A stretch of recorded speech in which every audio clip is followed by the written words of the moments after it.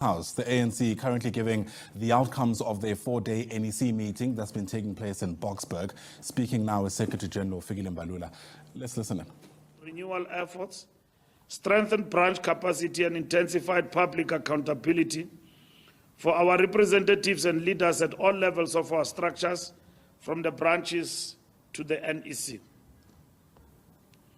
On the diagnostic report, the NEC received the initial iteration of the diagnostic report on the state of the organization, which builds upon two previous reports presented by the Secretaries General Kgalema Motlanthe in 1998 and Gwede Mantashe in 2017.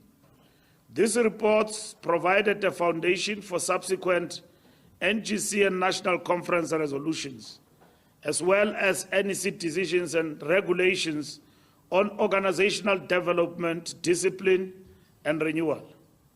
This draft report presented to the NEC remains a work in progress and will be enriched through visits to various provinces and engagements with regions and branches by the Secretary General and a team led by the organizing department.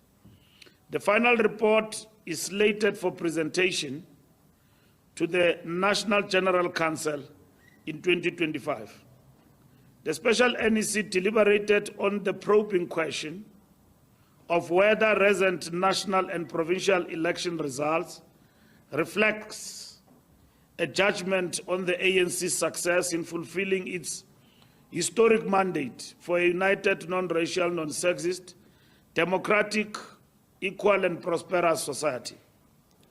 The 30-year review report highlights an unparalleled record of transformation in any post-colonial society.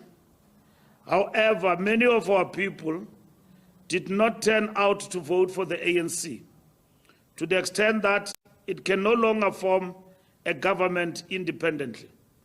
The special NEC engaged in extensive discussions on the potential drivers behind this electoral outcome.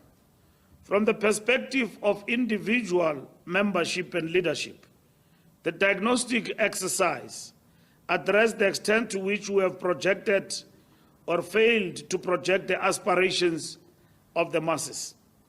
It acknowledged the importance of ethical conduct as reflected in the establishment of the Integrity Commission, tasked with upholding ethical standards among members and leaders of the movement.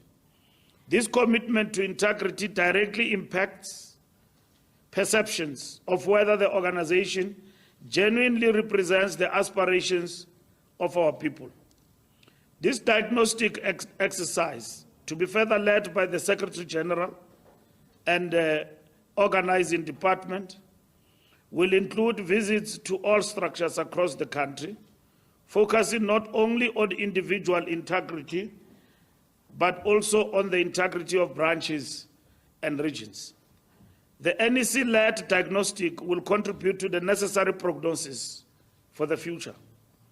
As outlined in the diagnostic report, this process is not about reinventing the wheel, but about implementing existing policies drawn from foundational documents such as the Freedom Charter, Ready to Govern document, the RDP, through the eye of the needle, National Conference resolutions and government programs like the IDPs and at local level and the NDP at national level.